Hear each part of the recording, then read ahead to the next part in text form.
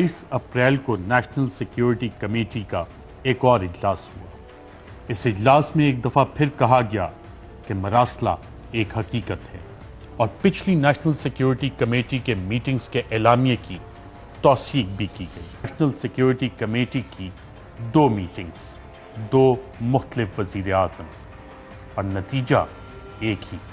یہ سلسلہ شروع ہوا مارچ کے آخری ہفتے میں۔ 27 مارچ کو سابق وزیر اعظم عمران خان نے اسلام آباد کے جلسے میں ایک خط لہرایا اور عوام کو بتایا کہ ان کی حکومت کے خلاف سازش ہو رہی ہے۔ اس سازش کے بہت سے اندرونی اور بیرونی کردار۔ پاکستان میں رجیم چینج آپریشن کامیاب ہو گیا۔ امریکہ کی جانب سے نئی حکومت کو خوش آمدید کہا گیا۔ For almost 75 years, the relationship between the United States and Pakistan has been a vital one. We look forward to continuing that work with Pakistan's government to promote peace and prosperity in Pakistan and the broader region. And in that spirit, we've congratulated Prime Minister Shehbaz Sharif on his election by the Pakistani parliament, and we look forward to working with him and his government. سابق وزیر اعظم عمران خان کے اس اعلان کے بعد ان کے خلاف ایک پوری میڈیا کیمپین چلائی گئی کہ خط تو ہے ہی نہیں، وہ تو سفارتکار کی اسیسمنٹ ہے۔ خط میں الفاظ ڈالے گئے اور بالآخر قومی سلامتی کمیٹی نے تسلیم کیا کہ خط اصلی ہے۔ افواج پاکستان کے ترجمان نے پریس کانفرنس کر کے خط کو ایک حقیقت تسلیم کیا۔ اس کے ایک دن بعد عوام نے عمران خان کے سوال کے جواب میں بتا دیا کہ سازش اور مداخلت میں سے یہ کیا۔ تمام تر میڈیا کیمپین اور پریس کانفرنسز کے باوجود زیادہ تر ذی شعور لوگ جانتے ہیں کہ امریکہ کا پروجیکٹ رجیم چینج ایک تسلیم شدہ حقیقت ہے۔ خود امریکی یہ بات مانتے ہیں اور باقی ساری دنیا بھی۔ صرف ہمارے ہاں چند لوگ سیاسی اختلافات اور سیاسی بغض کی وجہ سے یہ بات قبول کرنے کو تیار نہیں کہ پاکستان میں رجیم چینج آپریشن ہوا ہے اور اس میں اندرونی سہولت کار بھی شامل تھے، اور وہ سہولت کار اب یہ قبول کر رہے ہیں کہ امریکہ ہم سے ناراض تھا۔ ایک اور سوال جو کہ کچھ لوگوں کو سمجھ نہیں آ رہا وہ یہ کہ امریکہ بالآخر رجیم چینج کرتا کیوں ہے اور پاکستان میں اس کی کیا ضرورت ہے، اور یہ کیا کیسے گیا۔ امریکہ نے سرد جنگ کے دوران متعدد حکومتیں، 23 خفیہ رجیم چینج آپریشنز اور چند حکومتیں طاقت کے استعمال سے تبدیل کی۔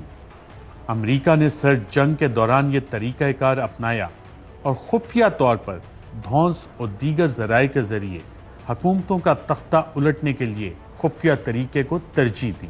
اس کی سب سے بڑی وجہ تو یہ تھی کہ یہ طریقہ سب سے سستا تھا، اگر ناکامی بھی ہو جائے تو امریکہ کا کہیں نام نہیں آتا۔ 1949 کے ایک امریکی قومی سلامتی کونسل کے میمو میں اس وقت کے رجیم چینج کا مقصد بھی درج تھا، جس کے مطابق امریکہ کا بڑا مقصد تھا کہ جنگ کے بغیر تمام مشرقی یورپ کی سیٹلائٹ اسٹیٹ سے سوویت یونین کا اثر و رسوخ ختم ہو جائے اور وہ ہمارے زیر اثر آ جائے۔ اسی طرح 1951 کا امریکی جوائنٹ چیف آف سٹاف کی جانب سے امریکی سیکرٹری دفاع کو بھیجا گیا میمو بتاتا ہے کہ اس وقت امریکہ رجیم چینج کی پالیسی پر کیوں چل رہا ہے۔ اس میمو کے مطابق اس پالیسی کا مقصد تھا کہ ایسی حکومتیں لائی جائیں جو کہ کرملن کے زیر سایہ نہ ہوں۔ میمو میں یہ بھی بتایا گیا کہ یہ ایکشن اس لیے ضروری ہے کہ روس کی توجہ ہم پر مرکوز رہے، ہم روس کو پریشان کرنے میں بھی کامیاب ہوں گے اور سوویت یونین کو جوابی ایکشن کرنے کے لیے سرمایہ اور بجٹ خرچ کرنا ہوگا۔ اس طرح سوویت بلاک کو توڑنے سے امریکہ کی ملٹری طاقت میں زیادہ اضافہ ہوگا اور جنگ کی صورت میں اسٹریٹجک زمین بھی حاصل ہوگی۔ امریکہ کی یہ پالیسی دوسری جنگ عظیم کے بعد کی ہے اور امریکہ آج بھی یہ پالیسی کامیابی سے چلا رہا ہے۔ 1954 کے امریکی نیشنل سیکیورٹی کونسل کے میمو کے مطابق اس میں NSC کی جانب سے وارننگ بھی دی گئی تھی کہ اگر امریکہ اس رجیم چینج پالیسی میں ناکام ہو گیا تو روس امریکہ کو سرد جنگ کے طریقوں سے دنیا میں تنہا کر دے گا اور دنیا کے آزاد خارجہ پالیسی اپنانے والے ممالک روس کی جانب مائل ہو سکتے ہیں۔ یہ تو سمجھ آ جائے گی کہ امریکی ریجیم چینج آپریشن ایک مصدقہ حقیقت ہے، مگر سوال یہ بھی ہو سکتا ہے کہ پاکستان جیسے ملک میں امریکہ جیسے ملک کو ریجیم چینج کی کیا ضرورت ہے؟ جیسا کہ شہباز شریف نے بولا، ہم تو بھکاری ہیں، اور خواجہ آصف نے بتایا کہ ہم تو وینٹیلیٹر پر ہیں۔ اب اس کو سمجھنے کے لیے کہ پاکستان کے خلاف امریکہ ایسا کیوں کرے گا، یہ جاننا ضروری ہے کہ امریکی ریجیم چینج آپریشن 3 طرح کا ہوتا ہے: اوفینسو، پریونٹیو اور ہیجیمونک۔ اور آج کا پاکستان امریکہ کے لیے ان تینوں آپریشنز پر فٹ آتا ہے۔ سب سے پہلے بات کرتے ہیں اس آپشن کی جس کو اوفینسو ریجیم چینج آپریشن کہا جاتا ہے۔ پاکستان اس وقت امریکہ کے سب سے بڑے معاشی چیلنجر چین کا قریبی اتحادی ہے۔ چین پاکستان میں سی پیک منصوبے پر کام بھی کر رہا ہے۔ امریکی صدر جو بائیڈن یہ بھی کہہ چکے ہیں کہ چین کو روکنا امریکہ کے لیے بے حد ضروری ہے اور کسی بھی طرح چین کو آگے بڑھنے سے روکنا ہوگا۔ سابق وزیر اعظم چین کے ساتھ روابط بڑھاتے رہے اور مختلف دورے بھی کیے، تو چین کے ساتھ بڑھتے روابط اور چین کی مدد کرنے پر تو اوفینسو اسٹریٹجی بنتی ہی ہے۔ اور پھر امریکہ کا سیکیورٹی پارٹنر بھارت، جس کے ذریعے امریکہ نے چین پر نظر رکھنی ہے، اس کو بھی تو عمران خان نے اوقات یاد دلائی اور 27 فروری کو ان کا طیارہ گرا کر بھارت کو منہ توڑ جواب دیا تھا۔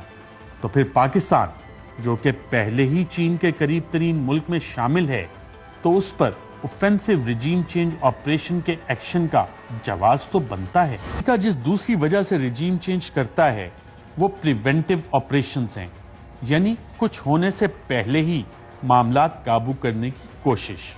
اور امریکہ کو پاکستان کو بالکل قابو کرنے کی ضرورت تھی، اس سے پہلے کہ بہت دیر ہو جاتی۔ سابق وزیر اعظم عمران خان نے چین میں ونٹر اولمپکس میں شرکت کی اور اس کے بعد روس کا دورہ کیا، جو کہ امریکہ کو بالکل بھی قابل قبول نہ تھا۔ اگرچہ شہباز شریف کے مطابق پاکستان ایک بھکاری ملک ہے، مگر پھر بھی دنیا کے لیے پاکستان ایک اہم ملک ہے اور اس کو نظر انداز نہیں کیا جا سکتا۔ اس سے پہلے بھی جب کبھی پاکستان نے آزاد خارجہ پالیسی اپنانے کی کوشش کی تو امریکہ نے کبھی خفیہ کبھی اعلانیہ مداخلت ضرور کی، اور پھر پاکستان میں حکومت کا تختہ الٹا اور پھر ایک امریکن نواز حکومت پاکستان میں بنائی گئی۔ پھر دہائیوں تک پاکستان کے کسی حکمران نے آزاد خارجہ پالیسی اپنانے کی بات نہیں کی۔ پاکستان کے پہلے وزیر اعظم لیاقت علی خان نے جب بالآخر روس کا دورہ کرنے کی حامی بھری تو اس دورے سے 2 ہفتے قبل ان کو قتل کر دیا گیا۔ اس وقت یہ کوورٹ آپریشن تھا، کسی کو قاتل کا نام نہیں پتا چلا۔ ذوالفقار علی بھٹو پاکستان کے وہ دوسرے وزیر اعظم تھے جنہوں نے آزاد خارجہ پالیسی اپنانے کی کوشش کی۔ انہوں نے بھی روس کے ساتھ تعلقات بحال کرنے کی کوشش کی، مگر ان کو بھی امریکی ریجیم چینج آپریشن کا سامنا کرنا پڑا۔ ذوالفقار علی بھٹو نے مگر اس ریجیم چینج کا بھانڈا پھوڑا اور دنیا کو امریکی وزیر خارجہ ہنری کسنجر کی جانب سے دی گئی دھمکی اور دھمکی آمیز خط کے بارے میں عوام کو بتایا۔ پھر اس کے بعد ہوا کیا، وہ بھی سب نے دیکھا۔ ذوالفقار علی بھٹو اپنی تمام تر کوشش کے باوجود سازش سے نہ بچ سکے۔ ذوالفقار علی بھٹو کی حکومت کا تختہ الٹا گیا اور بالآخر ایک ایسے کیس میں بھٹو کو پھانسی دے دی گئی جسے آج بھی لوگ عدالتی قتل قرار دیتے ہیں۔ اس کے بعد پاکستان پھر سے امریکی کیمپ میں واپس آ گیا۔ تاریخ گواہ ہے کہ دہائیوں تک کسی حکمران بشمول ملٹری ڈکٹیٹرز نے آزاد خارجہ پالیسی کے بارے میں سوچا تک نہیں۔ ریجیم چینج کا امریکہ کا تیسرا ماڈل ہے ہیجمونک آپریشنز، یعنی اپنی بالادستی قائم رکھنے کے لیے ریجیم چینج کرنا۔ اس صدی کو ایشیا کی صدی کہا جا رہا ہے۔ تجزیہ کاروں کا کہنا ہے کہ اب ایشیا کے اوپر آنے اور سپر پاور بننے کی باری ہے۔ ایسے وقت میں جب چین دنیا کی ابھرتی ہوئی معاشی سپر پاور ہے تو اس خطے میں امریکہ کو زیادہ سے زیادہ ممالک اپنے زیر اثر اور زیر سایہ چاہیے ہیں۔ سابق وزیر اعظم کا ایبسولوٹلی ناٹ کہنا امریکہ کی توہین تھی۔ سابق وزیر اعظم عمران خان جب سے سیاست میں آئے خودداری کا نعرہ لگاتے رہے، ڈرون حملوں پر اپنا واضح موقف رکھتے رہے۔ عمران خان کا ایک موقف یہ بھی رہا کہ ہمیں کسی کی جنگ میں شریک نہیں ہونا چاہیے اور صرف امن کے ساتھی بن کے رہنا ہے۔ شاید اسی لیے جب ایک انٹرویو میں امریکہ کو پاکستان میں اڈے دینے سے متعلق سوال کیا گیا تو ان کا جواب تھا، Will you allow the American government to have CIA here in Pakistan? Absolutely not.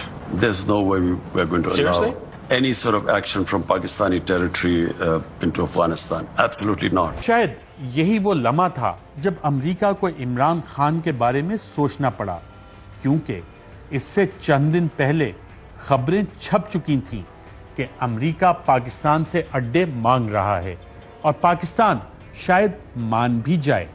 پھر امریکی قومی سلامتی کے مشیر نے بھی سوال کا جواب دیتے ہوئے کنفرم کیا کہ جی ہاں، ہم پاکستان سے اڈے حاصل کر رہے ہیں۔ امریکی صدر جو بائیڈن نے بھی پبلکلی پاکستان سے اڈے حاصل کرنے کی خواہش کا اظہار کیا اور دباؤ ڈالنے کا عندیہ بھی دیا۔